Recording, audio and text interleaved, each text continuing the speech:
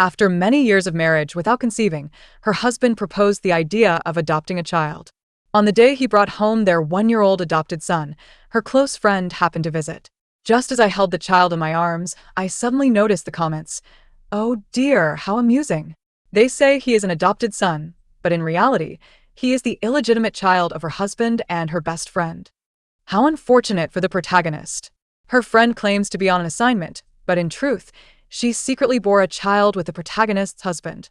How hilarious that the protagonist is blissfully unaware." My dear friend, brimming with maternal affection, was playfully engaging with a child, announcing her intention to embark on a journey around the globe. She had come specifically to bid me farewell, yet her gaze remained steadfastly fixed on the child. Presenting an array of toys and new clothes, she declared they were specially prepared for the little one. I handed the child to her, teasingly suggesting, "Su Huan, since you adore children so much, why not take this one? After all, he is not my biological offspring." In a flurry, she cradled the child and hastily declined, stating, "Though he is not your flesh and blood, he is still the child that you and you have adopted. You must treat him as your own." Had it not been for the barrage of comments, I would have remained oblivious to the depths of my so-called friend's cunning hypocrisy. My husband, embracing both me and the child with uncontainable joy, remarked, "Su Yao loves children so much, she will undoubtedly care for him well." Witnessing their harmonious exchange filled me with revulsion. With a gentle laugh, I replied, "Of course, I shall nurture him with utmost care." No sooner had my friend departed than my husband announced he needed to work late and swiftly changed his attire before heading out. Just as I was gathering evidence, I was taken aback by news of my friend's mysterious disappearance. In the dead of night, I received a call informing me that my husband had collapsed unexpectedly during his overtime and was urgently transported to the hospital. While I was soothing the child, the shocking news sent me into a panic. Clutching the child, I hastily made my way to the hospital. Upon my arrival, the nurse presented me with paperwork to sign, stating that Guyu had been declared dead after failed resuscitation efforts. With my kind and tender heart, I had initially thought the child was innocent and resolved to raise him alone. Yet, the barrage of comments revealed a cruel reality. The heroine is so pitiful. Her husband faked his death, while her friend travels the world, leaving her at home to care for the child. Indeed, once the child's biological parents return, they will surely deny the heroine as their mother. What ungrateful wretches they are. 2. How fortunate I was for the forewarning from the comments. I never imagined my dear friend had conspired with my husband to ensnare me in their deceitful web. Initially, my parents had worried I might be mistreated, providing a dowry 3-fold greater than the bride price. After our marriage, my husband suggested I focus solely on preparing for pregnancy, compelling me to resign from my cherished job. Yet, 3 years passed without a child. We had undergone every necessary examination, and while my body was deemed sound, conception remained elusive. Although my in-laws never uttered a word of reproach, I felt an unshakable guilt. I contemplated in vitro fertilization, but my husband, fearing the ordeal would be too burdensome for me, dissuaded me. Little did I know, he had long been entangled with my friend in a clandestine affair. "Madam, please sign swiftly. Once you do, you may retrieve your husband's ashes," the nurse urged impatiently. Had it not been for the comments that had forewarned me, I might have followed him into the abyss. The moment I read the comments, I resolved never to shed a single tear for him. With a scoff, I hastily signed the documents. The nurse handed me the urn, feigning sympathy. "My condolences, madam." Without hesitation, I opened the lid and dumped the contents onto the floor, ash scattering everywhere. The nurse shrieked in horror. "What are you doing, you madwoman? Those are your husband's ashes." Bystanders, upon realizing they were witnessing the scattering of remains, fled in terror. Who would dare to spread ashes here? How ghastly. Is she out of her mind? Where are the hospital security guards? They must expel this lunatic. The chaos escalated, and as the ashes clung to me, I lamented, "Am I now cursed by your misfortune? This hospital condones such madness. I demand compensation for my distress." The crowd rallied to condemn me, and as the hospital's interests were at stake, the nurse quickly restrained me. 3. Madam, the deceased deserves respect. Regardless of any grievances you may have had with your husband, desecrating his ashes is uncalled for. Quickly, gather them back into the urn. Bystanders chimed in, urging me to apologize. Hurry, bow down before the deceased. Otherwise, they shall find no peace, and the living shall suffer. Indeed, such a deranged woman. It's no wonder her husband met his demise. Unbeknownst to them, they echoed each other's ignorance in their accusations. I erupted in maniacal laughter, kneeling to scoop the ashes and fling them upward. Do you see it clearly? Is this truly ash? Those still retaining their composure observed closely and realized it was not ashes at all, but rather the white clay my child had used for play. I recognize this. When mixed with water, it becomes moldable dough. Although I had no child, I noticed a toy ruby nestled within the supposed ashes. I turned to the nurse, demanding, "Why has your hospital provided me with fake ashes? Where is my husband?" The nurse, flustered, dashed into the office and returned with a contract. "Madam, look here. This is the agreement signed by your husband before his death, instructing us to revive him posthumously. He also left a will bestowing his company upon you. So you must care for the child well." I gazed at the freshly penned name, Guyu, and sneered once more. Guyu had initially used my dowry as venture capital, ascending to become a tech magnate, and his company had flourished. Yet, he had stooped to faking his own death to frolic with my friend. The comments erupted anew. "Oh, it's merely a shell company. The assets and technology were transferred abroad long ago. Guyu and Su Huan are currently surfing in the Maldives. With such a foolish woman to care for their child, they must be reveling in delight. For, upon returning home, I promptly placed the child in an orphanage. Just as I completed the handover, I saw the comments. Oh no, why has Su Yao sent the child to the orphanage? Indeed. The child had a high fever just days ago. It was Su Yao who rushed him to the hospital and saved him. Su Yao has such a cruel heart. How pitiful for such a small child." The comments furrowed my brow. They were the ones who had acted without compassion, even if I appeared heartless. What of it?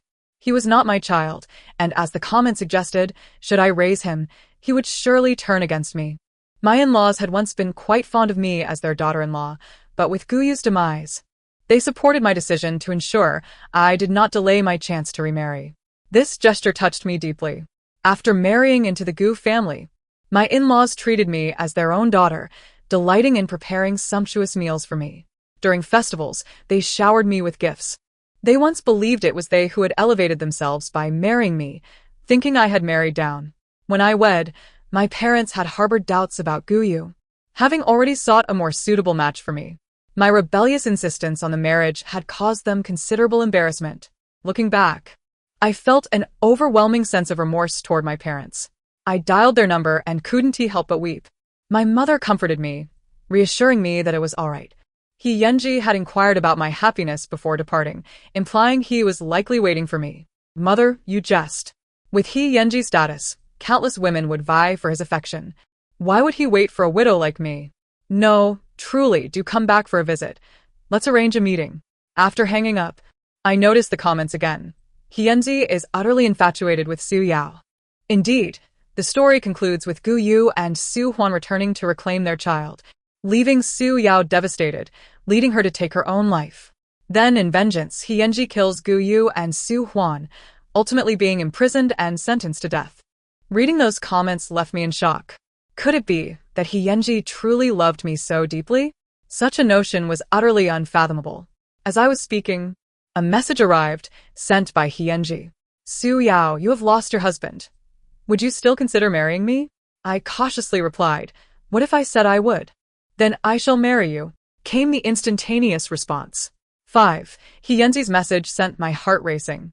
Although our families were well acquainted, we had only met a handful of times, as he had been studying abroad. When I called off our engagement, I used our lack of familiarity as an excuse, and his family did not press the matter. Guyu was their only son, and now he was gone. I had expected his parents to be heartbroken, but to my surprise, my former mother-in-law handed me a card, stating it contained their retirement funds, which they wished to give me as compensation. I immediately refused. My father-in-law interjected, "Yao Yao, we have always regarded you as our daughter. Please accept it." Guyu may have been a scoundrel, but his parents were innocent, and I had intended to stand my ground. Yet, my mother-in-law insisted on pressing the card into my hands. Reluctantly, I accepted it, tears welling in my eyes. She admonished me, Yao Yao, it is Guyu who wronged you. He lacked the fortune. Live well from now on, and marry a good man. Since my mother-in-law had spoken so earnestly, I felt it necessary to be truthful. Dad, Mom, I do have something to tell you. Before marrying Guyu, I had another suitor, who is still waiting for me. My mother-in-law's face brightened with joy. That's wonderful. It's a pity that we can no longer regard you as our daughter. Observing the sorrow etched on her face, I contemplated for a moment and said, Mom and Dad, even if I marry someone else, I will always be your daughter, and I will take care of you. My in-laws were moved to tears. After all, they had given me their retirement funds. How could I be ungrateful to such loving people? The comments began to flood in. Oh no, Guyu and Su Huan's son, after suffering a high fever in the orphanage, was not discovered in time and has now become mentally impaired. He may never be able to attend school again. Guyu and Su Huan are currently enjoying a luxurious vacation abroad, reveling in their blissful life together. It's all Su Yao's fault. How could she heartlessly send the child to an orphanage? Hey, you commenters, think like normal people. If your husband were to be taken away by your best friend, would you still be so carefree? Some comments were venomous, but there were also those with sound judgment. I sighed in relief. As for that child, it was a result of their own making, and I felt no pity whatsoever. 6. The wedding plans were swiftly finalized. He Yenji personally came to collect me, and I was indeed willing to marry him. Without a moment's hesitation, he agreed to honor my former in-laws alongside me. On the wedding day, I donned a $1 million haute couture wedding gown to marry He Yenji. My former father-in-law gifted me a generous red envelope, while my former mother-in-law, having little savings, removed her gold bracelet to present it as a wedding gift. I hurriedly placed the bracelet back onto her wrist. Mom, this was a wedding gift from Dad. I cannot possibly accept it. My mother-in-law, moved, wiped away tears, saying, I am happy for you. Dear child, please accept it. The comments resurfaced after a long absence. Guyu and Su Huan are flourishing in their business abroad, yet it is unfortunate that their son has become a fool back home. These two despicable individuals care only for their own enjoyment while leaving others to suffer. But thankfully, Su Yao is marrying He Yenji. I believe they are perfectly matched. Oh yes, shipping this couple brings me joy. The tone of the comments grew increasingly jubilant. However, I had long ceased to care about Guyu and Su Huan's lives. They were no longer of any concern to me. I collected myself and embarked on a new chapter of my life. Shortly after marriage, I quickly became pregnant with my own child. My in-laws visited daily, bringing me various delicacies. My mother-in-law, having previously run a restaurant, was an exceptional cook. Even the nutritionist hired by He Yenji could not compete with her culinary skills. And thus, he dismissed the nutritionist. During the routine prenatal checkup, we discovered I was expecting twins, which filled He Yenji with immense joy. He promptly gifted me a company. When our son was born, I glanced at the comments again. Su Huan is struggling with the local climate abroad, while Guyu faces immense pressure in his entrepreneurial pursuits. They frequently argue. Frustrated, Su Huan seeks solace with male models. After indulging in a life of luxury and shamelessness, she spiraled out of control. As a result, she developed a severe gynecological condition and had her uterus removed. Oh, how fitting. I couldn't help but revel in schadenfreude. 7. The nurse brought in my 2 adorable children, and He Yenji placed our son in my arms while he cradled our daughter, beaming with pride. My dear wife, you have worked so hard. Indeed, it had been arduous, but the safe arrival of our 2 children filled me with gratitude. During my time with Guyu, I had not been able to conceive, and my in-laws had never complained. Yet, Guyu often insinuated that I was a barren hen, which left me feeling inferior and heartbroken on several occasions. Little did I know that after marrying He Yenji, I would promptly conceive twins. He Yenji settled by my bedside, asking my mother-in-law, who was caring for me, to assist us in capturing a family photo. After the photo shoot, my mother-in-law suddenly became tearful and stepped outside to wipe her eyes. As a new mother, I could empathize with her emotions. I pondered whether I should reveal to her that Guyu was, in fact, not dead. However, shortly after, my father-in-law visited to see the children, gifting each of them a gold bracelet. I graciously accepted, relishing their kindness towards me. Once I had completed my confinement period, our household employed 4 nannies. Yet my in-laws remained unconvinced and insisted on supervising them. They expressed concerns about some unscrupulous nannies who might administer sedatives to the children or even unspeakable acts. In any case, they insisted on being involved in the children's care. Seeing their genuine affection for my children, I acquiesced. Having been away from the workforce for several years, I had become somewhat out of touch with my professional life, but after marrying He Yenji, he entrusted me with managing a company. I successfully maneuvered the business to increase its performance several-fold and expanded its commercial reach. After a lengthy hiatus, the comments re-emerged. Who would have thought Su Yao is a strong woman? Previously, when married to Guyu, she resigned to be a housewife. That was a mistake. Guyu is truly unfortunate. Lacking funds abroad, he resorts to borrowing, only to encounter a financial crisis that leaves his business in shambles. Suwan, having had her uterus removed, is no longer in good health and cannot contribute. Their lives are utterly miserable. They remain oblivious, believing their son is being well cared for by Su Yao, unaware he has become a fool. But soon, they will be returning home. 8. The comments were filled with delight. I had lost interest in their affairs. However, when the comments indicated their desire to return, it immediately set off alarm bells in my mind. They had left their children in my care for 5 years, naively hoping I would continue as their free nanny. The audacity to simply return and reclaim their children was beyond belief. I recalled that they had faked their deaths, but had yet to cancel their registrations. I promptly contacted the relevant authorities to erase their records one by one. Let us see how they plan to return to the country. Dreaming of reaping the rewards without effort. The children were now of kindergarten age, and my in-laws, having nothing to do, eagerly offered to help with their pickup and drop-off. Their sincerity was evident. He Yenji was pleased and gifted them a new car, registering it in their names, and even arranged for a driver to escort the children. My in-laws were utterly devoted. On days with no social engagements, they faithfully came to my company to deliver meals. Not only that, but He Yenji's gastric ailment, which had plagued him during his busy career in previous years, has also been cured. Meanwhile, I have established a new brand of traditional Chinese culture, expanding my business overseas, garnering attention from major domestic media outlets. Once a seemingly insignificant housewife, I have now transformed into a formidable businesswoman capable of commanding the winds and the waves. Gradually, news of the two of them has faded, and the long-absent comments have resurfaced.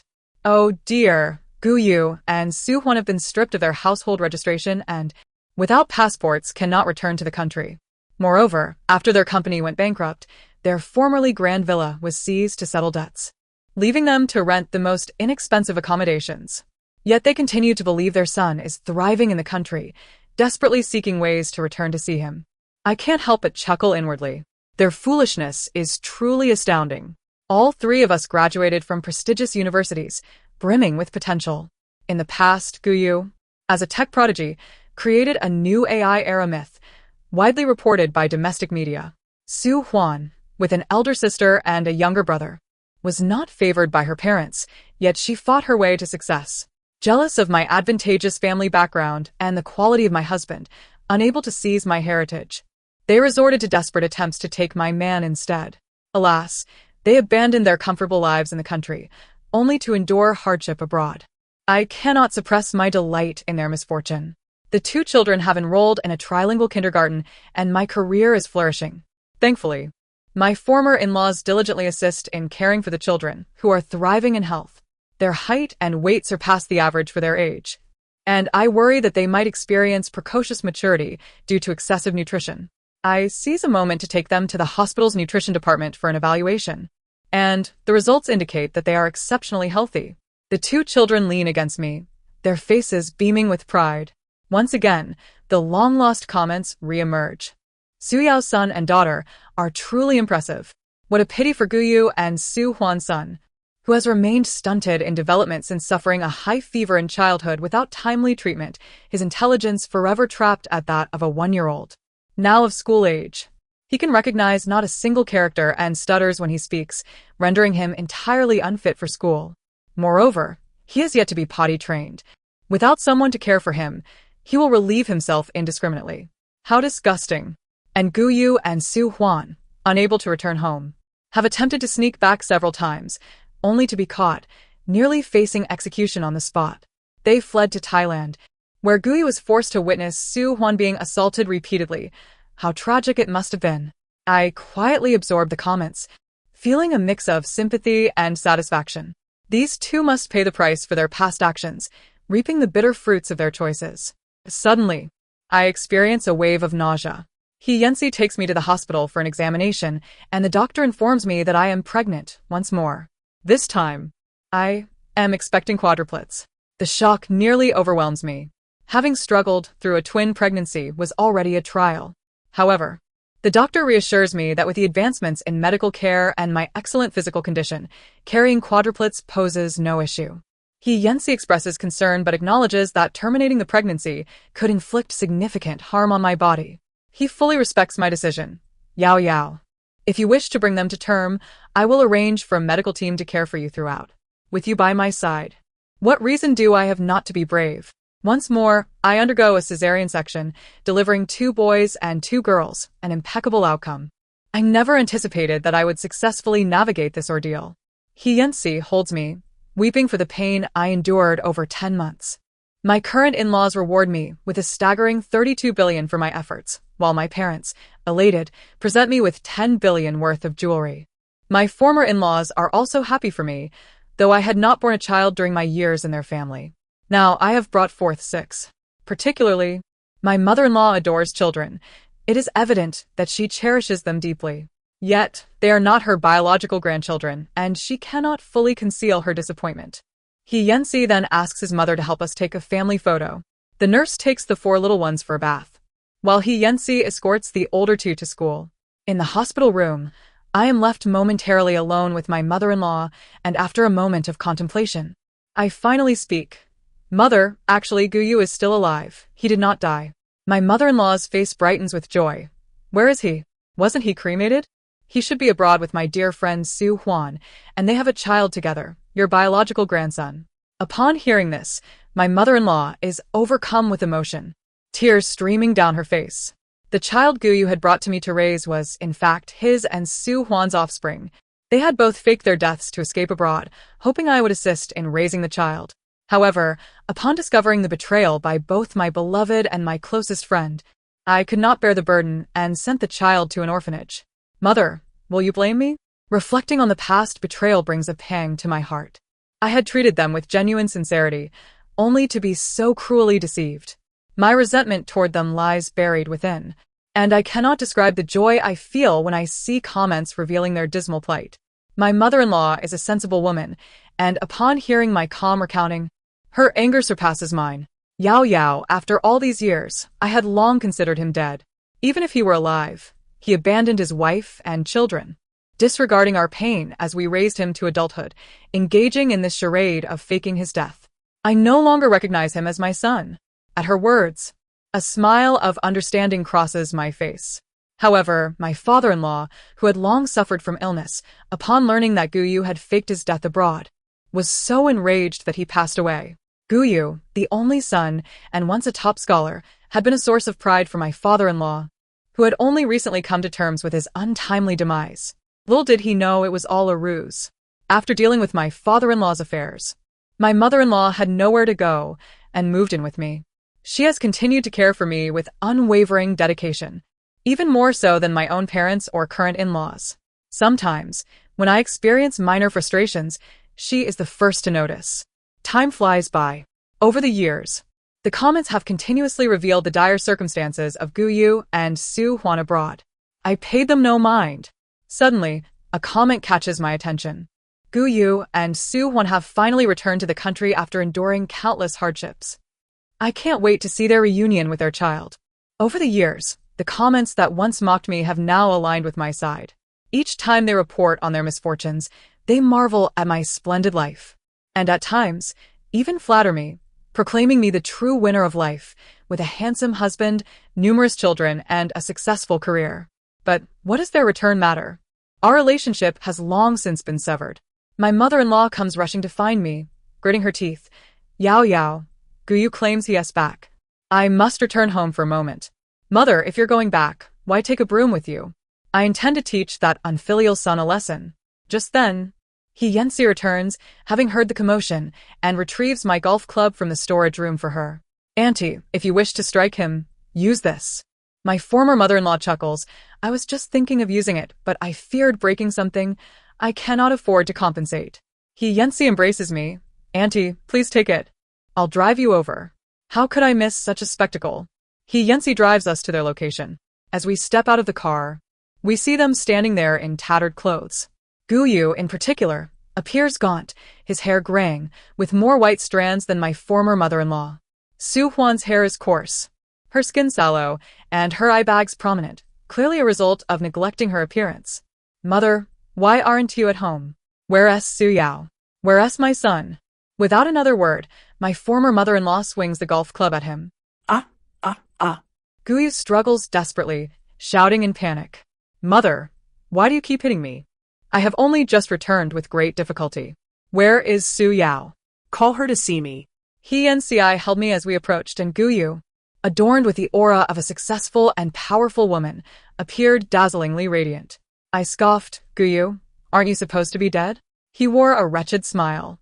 I am very much alive, you foolish woman. After raising our children for 18 years with Su Huan, now that we have returned, you should return the children to us. Su Huan approached with a mocking grin. Indeed, Su Yao, you are quite foolish, having played the role of a nanny for our children all these years. Here, let me begrudgingly give you 2,000 yuan. She flung 2,000 yuan at my face, reveling in her triumph. Before I could react, Su Huan received 2 resounding slaps. It was my mother-in-law, enraged, who struck her and yanked her hair mercilessly, forcing her to kneel in agony, pleading for mercy. You old hag, what are you doing? Guyu, can't you see this? Hurry and help. Guyu rushed to separate his mother, defending Su Huan. Mother, why are you hitting her? She bore you a healthy grandson. I no longer have a son. He died years ago. Do not call me mother. My former mother-in-law retaliated with a slap to Guyu's face. Having just been struck with a golf club, he now faced another blow, tears of grievance streaming down his face. Mother, it's me, Guyu. How can you not recognize me? I'm not dead. Su Yao couldn't bear children, so I went elsewhere to have them, feigning death to keep her in the dark. Exhausted, my former mother-in-law received 2 more slaps from me, and Guyu realized it was my hand that had struck him. He retorted insolently, You Su Yao, the barren wretch. I have long endured you. This time, it was not my hand but He and C's fierce kick that nearly toppled him, clutching his stomach and howling in pain. Su Huan trembled in fear, not daring to approach, while Guyu called out for his mother. My former mother-in-law advanced with another kick. Do not call me mother. Your father recently learned of your feigned death and died of anger. You are no longer our son. The comments flooded in. Guyu and Su Huan's return was not met with joy, but with a violent confrontation from their own mother. They deserve it. They should have perished abroad. Now they return only to face torment. Evil deeds bring retribution. Guyu glared fiercely at He Yanci. You are Su Yao's lover, aren't you? I am not dead, and I have not divorced her. She is still my wife. His shamelessness reached new heights. I presented our marriage certificate. Guyu, see clearly, I am lawfully wed to He Yanci. Your household registration was revoked years ago. You are now considered a legal residence in this country. Upon seeing the registration date, which fell shortly after their faked death abroad, disbelief washed over his face. However, he quickly dismissed it. What does it matter? Where have you placed my son? Hurry and bring him to me. My eldest son emerged from the car, and Guyu stepped forward, asking, How old are you? Which school do you attend? I am 15, having skipped 3 grades, and I am now studying at Qingbei University. Guyu assumed this handsome boy was his son and felt a surge of pride, wanting to embrace him. The boy recoiled. Dad, Mommy, where did this beggar come from? I am your father. Your mother and I have returned to take you home. Our family can finally reunite. Su Huan joyfully approached. Son, I am your real mother. As she reached for my son's hand, I swiftly pulled him into my embrace. Who says he is yours? He is my son with He Yanci. Simultaneously, my other children, yearning for their parents, were brought over by the nanny and driver. When 6 children simultaneously called out Mommy and Daddy, I noticed Guyu's face darken. He remained skeptical. Su Yao, you cannot bear children. Don't think I will be jealous just because you have gathered so many children for a show. Su Huan dismissed it disdainfully. Yes, Su Yao, you have brought so many children to act, attempting to slap us in the face. What a waste of effort. I looked at them and scoffed. Where else would your son be, if not in an orphanage? If he is not there, then where could he possibly be? Su Huan's face turned pale in an instant, and Guyu appeared panicked. My former mother-in-law could no longer endure their demeanor and stepped forward indignantly. You are the ones who crossed the line first. Su Yao sent that child to the orphanage. I have no objections. My children, having grown under her care, surrounded her, calling her grandma. Although she was neither a grandmother nor a maternal figure, they cherished their bond with her, leading them to adopt such a title. No. You are deceiving us, aren't you? Guyu, still unconvinced, gripped my former mother-in-law's shoulders, shaking her as he questioned. She disdainfully shook him off. You ungrateful wretch. Do not presume I will acknowledge him as my grandson. Guyu's eyes widened in disbelief. Mother, Su Yao is no longer connected to us. How can you refuse to recognize your own grandson because of her? My former mother-in-law turned away in disgust, smiling as she spoke to my children. The crowd watching grew larger, and former neighbors, recognizing us, mistook Guyu for a ghost and brandished brooms to chase him away. My former mother-in-law attempted to explain. Oh dear, this unfilial son, who, in a bid to leave his illegitimate child for his wife to raise, played a game of feigned death with his mistress and ran abroad for years, has now returned. Passers-by stopped to witness the spectacle, and I, having initially ignored it, could not resist fanning the flames further. I stood beside Su Huan, who had once been my closest friend. Her family favored boys over girls and lived in poverty. During our school days, I gifted her a down jacket worth several thousand yuan and allowed her to stay in an apartment purchased by my parents for me. Little did I expect she would seduce my ex-husband and even plot a fake death to inflict profound pain upon me. As those words left my mouth, the crowd grew increasingly indignant. Goodness, such a woman has no shame. Indeed, and I heard Su Yao's dowry was 3 times the amount of the bride price. Guyu, you are truly inhumane. To forsake such an outstanding wife for a mistress is a disgrace to manhood. The noise became overwhelming, and he and I took the children home, with my former mother-in-law accompanying us. She did not even provide Guyu and Su Huan with a key.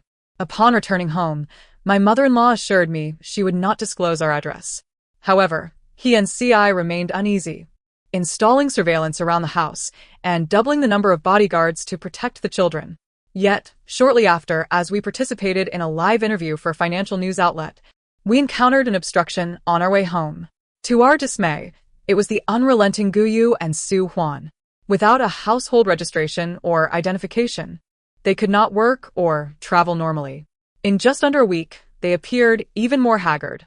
My mother-in-law had not given them a key and had instructed the security to deny their entry into the community. Reduced to living beneath a bridge, they looked disheveled and exuded a foul odor, scarcely distinguishable from vagrants.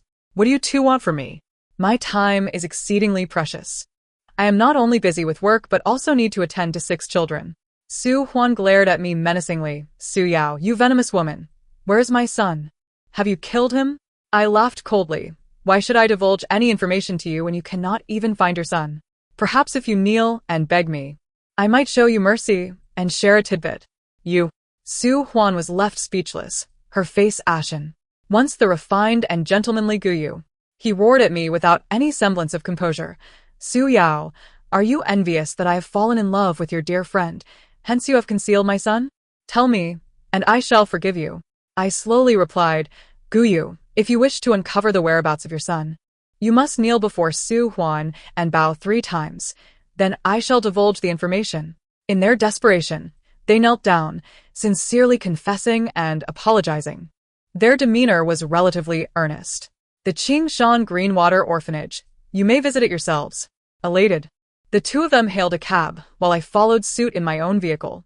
Remaining at the orphanage were merely a few preschool-aged children, save for one who, despite not appearing of preschool age, was quite diminutive in stature. He took hold of his excrement and began to play with it. Upon seeing a stranger, he curiously hurled it, and it landed squarely on Guyu's face. Enraged, Su Huan attempted to discipline him but was met with a stream of urine from the child. Gu Yu, shedding his foul shoes, began to strike the child, while Su Huan clung to him. The child wailed inconsolably, prompting the director to rush out. Upon seeing me, the director recognized my presence. Director, the biological parents of this child have arrived. The director, glancing over, immediately identified them. The parents of this little bastard are here. You should swiftly take him away. Hearing the director's words, Gu Yu and Su Huan hastily released the mentally impaired child. Their faces turned ashen, and they collapsed onto the ground. How could this be? This little trash, how could he possibly be our child? The child, upon learning that they were his parents, eagerly approached them. Their family of 3, resembling beggars, appeared oddly harmonious. Yet, Su Huan, unable to accept this reality, lunged at me fiercely. What have you done to my son? Why has he turned out this way? I stepped back, and the bodyguard assigned to me by he and CI intervened just in time, seizing Su Huan. Gu Yu rushed forward, grappling with the bodyguard, but soon found himself subdued as well. Both were forced to kneel on the ground. I gazed at them with an expression of indifference. The child is yours. You bore him and neglected him, yet you still dare to expect me to serve as your free nanny, raising your child for you. What kind of delusion is this? Is it not your fault that this innocent child has become like this? What does it have to do with me? Suddenly, Su Huan erupted in a fit of sorrowful weeping. I paid her no mind and turned to leave. Upon returning home, the 4 little ones surrounded me, while the 2 older ones prepared to travel abroad for academic exchanges. My dear, you have worked hard these years. With the eldest and second child away for their academic pursuits, let us take this opportunity for a family vacation and relax. Very well. As we boarded the plane, a long silent barrage of comments erupted. Gu Yu and Su Huan took away their biological son, but he soon fell ill and died. Su Huan wished to conceive again, but she had her uterus removed. Gu Yu suffers from a terminal illness and will soon pass away. Su Huan, In order to survive, is left to beg on the streets. Fortunately, I have managed to rectify my life and not be destroyed by these scoundrels. He and CI pressed the shutter and captured another photograph of our family of 8. My beautiful life continues. the end. Thank you for listening, and I look forward to sharing another story with you.